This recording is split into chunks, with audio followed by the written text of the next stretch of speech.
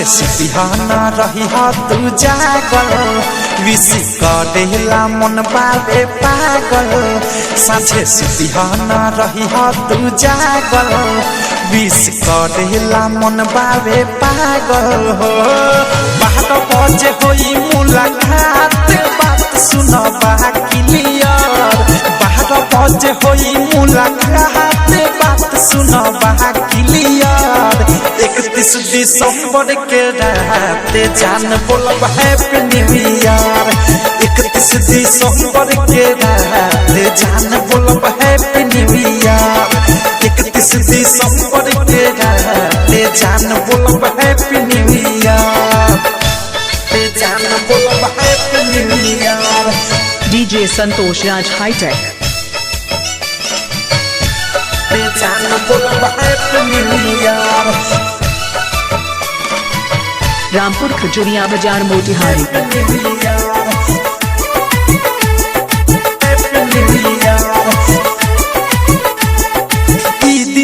जाई मोरा दिलवे में छापी गिफ्ट के बदले में दे दी पॉपी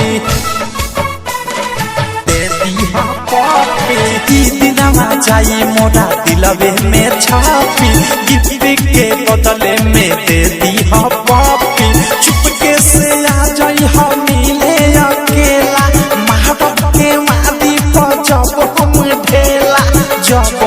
ढेला हो जब हम ढेला मारा बढ़ेला हमारा बढ़ेला दू बेटा खोखम तो हम ही होखम आ जाई हनियार दू बेटा खोखम तो हम ही होखम आ जाई हनियार 31 दिसंबर के रात जान बोलब हैप्पी न्यू ईयर 31 दिसंबर के रात जान बोलब हैप्पी न्यू ईयर 31 दिसंबर के रात जान बोलब हैप्पी न्यू ईयर जान बोलब हैप्पी न्यू ईयर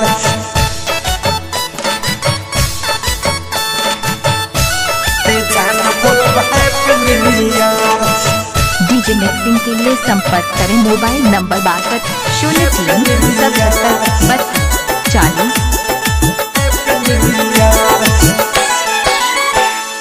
फूल नियन खिल जाई दू दिल मिल हो नया साल में खुशी के नए होई फील हो नए होई फील हो फूल नियन खिल जाई दू दिल मिल हो नया साल में खुशी के नए होई फील हो प्यार तो से खा देले प्रेमियों देश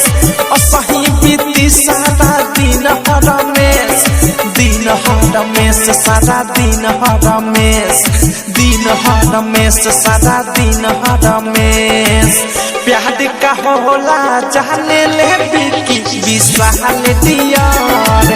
प्यार का होला जाने ले बिकी विशाल दियार 31 दिसंबर के रात जान बोलब हैप्पी न्यू ईयर 31 दिसंबर के रात जान बोलब हैप्पी न्यू ईयर 31 दिसंबर के रात जान बोलब happy new year. Rampur Khajuria बाजार मोतिहारी साझे सिपिहाना रही तू जागल विश